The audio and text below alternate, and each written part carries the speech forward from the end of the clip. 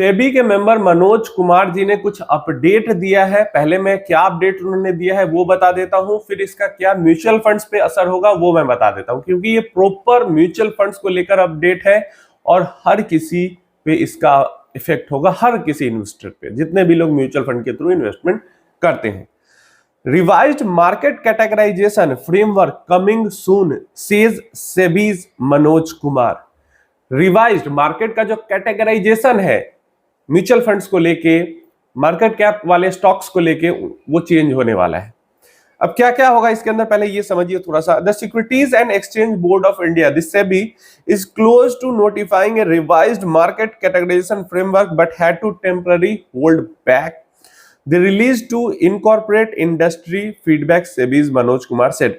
अब मनोज कुमार ने कहा है कि जो रीकैटेगराइजेशन है वो बहुत जल्दी अनाउंस हो सकता था, बहुत जल्दी अनाउंस हो सकता था, लेकिन इंडस्ट्री बॉडी कहने का मतलब जो एक्सचेंजेस हैं, जो ब्रोकर्स हैं, जो म्यूचुअल फंड कंपनीज हैं, पहले फ्रेमवर्क इनके साथ फ्रेमवर्क को डिस्कस किया गया तो कुछ फीडबैक्स मिली हैं इनसे, इंडस्ट्री बॉडीज से, जिनको उस फ्रेमवर्क के अंदर में इनपुट किया जा रहा है और इस कारण से होल्ड बैक करना पड़ा है सेबी को, नहीं तो बहुत जल्दी रिलीज हो जाता नया जो कैटेगराइजेशन का जो रूल रेगुलेशन है वो। आगे ये कहते हैं, we were already prepared to go ahead with releasing a revised framework on categorization. In fact, last week itself we were ready, but the industry came back with some suggestions. तो industry के साथ पहले बातचीत करके पूरी तरीके से framework तैयार कर लिया गया था और पिछले हफ्ते में ही फ्रेमवर्क पूरी तरीके से मतलब 100% तैयार हो गया था, लेकिन उसके बाद इंडस्ट्री की तरफ से और कुछ यहाँ पे सजेशंस आई है जिसके कारण ये डिले हो रहा है और उन सजेशंस को इस फ्रेमवर्क के अंदर में इनपुट किया जा रहा है, डाला जा रहा है। नेक्स्ट ये कहते हैं, we are now trying to incorporate those inputs and soon you will hear from us on what we have done on categorisation. जैसा मैंने बताया कि वो इस इनपुट को डाल रहे हैं फ्रेमवर्क के अंदर एंड देन जल्दी ही कह रहे हैं कि हम मतलब सेबी की तरफ से आपको न्यूज आ सकती है नया म्यूचुअल फंड्स के कैटेगराइजेशन के ऊपर।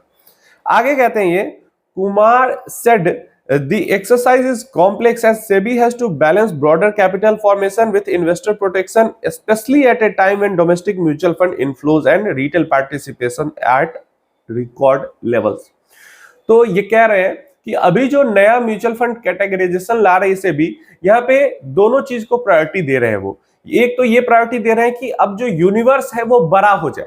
जैसे अभी अगर टोटल मार्केट इंडेक्स जो है हमारा 750 स्टॉक्स का है, ठीक है, एक मोतीलाल का फंड है जो कि 1000 स्टॉक्स को भी इंक्लूड करता है, लेकिन अब क्या है कि नया कैटेगराइजेशन में ये जो यूनिवर्स है स्टॉक्स का उनको ये जरूर से जरूर बढ़ाएंगे, बट साथ में इन्वेस्टर प्रोटेक्शन भी बहुत इंपॉर्टेंट है इनके लिए, क्योंकि जैसे ही यूनिवर्स बढ़ेगा और छोटी कंपनीज की तरफ भागेगा वहां पे फ्रॉड होने के चांसेस, पंपिंग डंपिंग के चांसेस, ये सब बहुत ज्यादा बढ़ जाते हैं और इस कारण से इन्वेस्टर प्रोटेक्शन भी इनको रखना है। ऐसा फ्रेमवर्क बनाना है जिसमें इन्वेस्टर प्रोटेक्शन भी हो, इन्वेस्टर को लॉस ना हो, साथ में मार्केट भी बढ़े, क्योंकि अभी के टाइम पे इनफ्लोज ज्यादा बढ़ रहे हैं, रिटेल पार्टिसिपेशन बहुत ज्यादा है। तो रिटेल पार्टिसिपेशन बहुत ज्यादा है तो रिटेल पार्टिसिपेशन छुई मुई की तरह होता है, थोड़ा सा भी कुछ उल्टा सीधा होगा भाग जाएंगे सारे रिटेल इन्वेस्टर। और दूसरा, बहुत ज्यादा पैसा आ रहा है, रिटेलर्स का ही आ रहा है, तो एक तो छुई मुई वाला पैसा भी आ रहा है और दूसरा यहाँ पे पैसा बहुत ज्यादा होने के कारण जो पहले का कैटेगराइजेशन है वो मतलब 2017-18 में ही कैटेगराइजेशन आया था, लेकिन 7-8 सालों में इतना ज्यादा इनफ्लो आया कि अब म्यूचुअल फंड कंपनीज के पास जो यूनिवर्स दिया गया है 100 का लार्ज कैप, 150 मिड कैप, ये बहुत ज्यादा कम पड़ रहा है। नेक्स्ट आगे ये कहते हैं यहाँ पे चैलेंजेस जो है, the challenge is how to categorise, मतलब चैलेंज जो है इनके पास ये सोच रहे हैं कि कैसे कैटेगराइज किया जाए small cap, mid cap and large cap stocks को इन ए वे कि ये लॉन्ग टर्म तक फिजिबल रहे, क्योंकि पिछली बार 2017-18 में जो कैटेगराइजेशन हुआ था कि 100 लार्ज कैप होगा, उसके बाद का 150 मिड कैप होगा, उसके बाद का 250 स्मॉल कैप होगा, उसके नीचे म्यूचुअल फंड्स के लिए सब स्मॉल कैप ही है, तो वो उन्होंने यही सोच के किया था कि लंबे समय तक ये फ्रेमवर्क चलेगा। लेकिन 2020 के बाद ऐसी रैली आई, ऐसा इन्वेस्टर का जमावड़ा हुआ, इतना ज्यादा रिकॉर्ड लेवल्स पे बार बार पैसे आने लगे एसआईपी के भी और ओवरऑल इन्वेस्टमेंट भी, कि ऑलमोस्ट फेल हो चुका है वो कैटेगराइजेशन 7-8 सालों में ही। तो इस बार ये कह रहे हैं कि चैलेंज हमारे पास यही है कि हम कैसा कैटेगराइजेशन करें small cap, mid cap, large cap stocks का कि लंबे समय तक बना रहे वो, और मतलब जल्दी ही हमें फिर से रूल रेगुलेशन चेंज ना करना पड़े। क्योंकि डेफिनेटली हर 7-8 साल में, 5 साल में अगर रूल रेगुलेशन चेंज हुआ कैटेगराइजेशन को लेके, तो इससे क्या है, वही पॉलिसी इनस्टेबिलिटी इन्वेस्टर को पसंद नहीं आती है। तो लंबे समय तक अगर एक रूल रेगुलेशन बना है तो मतलब पॉलिसी स्टेबल है, वो इन्वेस्टर को ज्यादा पसंद आता है। अब आगे ये कहते हैं कि some people suggest a micro cap category. तो कुछ लोग जो है वो जैसे लार्ज कैप है, मिड कैप है, स्मॉल कैप है, वैसे ही एक माइक्रो कैप कैटेगरी भी सजेस्ट कर रहे हैं बनाने के लिए। माइक्रो कैप कैटेगरी एक्टिव नहीं है अभी, आपको पता हो एक इंडेक्स फंड था, बट वो भी सेबी के कंसल्टेशन के बाद मोतीलाल ओसवाल का जो माइक्रो कैप फंड है उसने अपना इनफ्लो लेना बंद कर दिया। जैसा कि इन्होंने कहा है कि एक माइक्रो कैप है पहले से, जो कि Motilal Oswal AMC announced that they are stopping inflows into their Nifty micro cap 250 index fund following consultations with SEBI. Consultation वगैरह कुछ नहीं है, सेबी ने कहा होगा कि इसके अंदर इनफ्लो बंद करो, तो इनफ्लो बंद कर दिया गया। समझ में आ रहा है?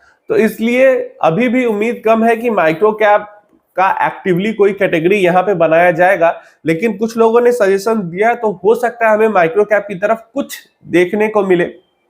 अब आगे कहते हैं, Kumar noted that a regulatory decision may not always find immediate acceptance among market participants, but stressed that long-term market stability remains the regulator's priority. पिछली बार भी यही हुआ था कैटेगराइजेशन को लेकर। डेफिनेटली म्यूचुअल फंड्स का कॉस्ट बढ़ेगा और रिसर्च पे भी कॉस्ट बढ़ेगा और नॉर्मल चेंजेस होंगे उस पे भी कॉस्ट बढ़ेगा। तो लास्ट टाइम भी बहुत ज्यादा एक्सेप्टेंस थी नहीं, लेकिन धीरे धीरे करके हो गई। और इस बार भी ये कह रहे हैं कि हो सकता है कि एक्सेप्टेंस इन्वेस्टर्स की तरफ से या म्यूचुअल फंड की तरफ से बहुत ज्यादा ना हो, लेकिन धीरे धीरे करके एक्सेप्टेंस हो जाएगा। तो जो मुझे लगता है, आप अपनी राय देना, आपको क्या लगता है क्या होने वाला है। जो मुझे लगता है कि यूनिवर्स को बढ़ाया, ब्रॉडर किया जा सकता है। कुछ जो लार्ज कैप स्टॉक्स हैं वो कौन से होंगे, हो सकता है इसको लेकर कुछ रूल चेंज हो, लेकिन रूल से ज्यादा चेंज से मुझे लगता है कि हो सकता है जैसे 100 भी लार्ज कैप मानते हैं, हो सकता है इसको बढ़ा के 150 लार्ज कैप कर दिया जाए। जब 150 मिड कैप उसको बढ़ा के 250 मिड कैप कर दिया जाए। स्मॉल कैप का यूनिवर्स को और बड़ा तो पहले से भी है, लेकिन हो सकता है स्मॉल कैप को लिमिटेड करके माइक्रो कैप को नीचे कर दिया जाए। तो कई सारे तरीके के हो सकते हैं, चेंजेस हो सकते हैं, लेकिन मुझे सबसे ज्यादा यही लगता है कि यहाँ पे यूनिवर्स को बड़ा किया जाएगा और वही एक रिकैटेगराइजेशन का यहाँ पे बन जाता है नियम ही। क्योंकि और क्या ही कर सकते हैं, इनफ्लो से ही तो परेशान है ना कि मिड कैप के अंदर इतना ज्यादा इनफ्लो हो रहा है, इतना ज्यादा इनफ्लो हो रहा है, पंप हुए जा रहा है, पंप हुए जा रहा है, पंप हुए जा रहा है, ऑप्शन ही नहीं के डालने का। तो मुझे तो यही लगता है, आप अपनी राय इसके बारे में जरूर देना। वैसे अगली जैसे ही इसकी अपडेट आएगी कुछ लेकर कि क्या कैटेगराइजेशन हुआ है, क्या अब आ ही जाता अपडेट अगर इंडस्ट्री बॉडी से कुछ सजेशन नहीं आते तो यही बहुत बड़ा अपडेट हुआ है। और जैसे ही ये चेंज होगा, सारे large cap, mid cap, small cap mutual funds पे इसका असर में, और हर कैटेगरी के म्यूचुअल फंड पे इसका असर देखने को मिलेगा। एंड देन अगेन क्या होगा कि फिर पास्ट डेटा इरेलेवेंट बन जाएगा। अभी के टाइम पे जैसे अगर हम देखते हैं तो मान लो जैसे कोई मिड कैप फंड है, तो कम से कम पिछले 7-8 साल से तो वो 150 स्टॉक में काम कर रहा है, उससे पहले इधर उधर कर रहा था। लेकिन अब यहां से मान लो मिड कैप का यूनिवर्स को 250-300 स्टॉक का कर दिया जाता है, तो फिर पीछे का डेटा का कोई मतलब नहीं बन जाता, क्योंकि वो तो 150 स्टॉक पे ही बेस्ड एक्टिव फंड का डेटा है। चलिए देखते हैं कैसे क्या ये लोग करते हैं, तो उसके ऊपर फिर हम डिस्कस करेंगे कि कैसे क्या काम करेगा। बट इंपॉर्टेंट है बहुत ये अपडेट हर किसी को समझने के लिए।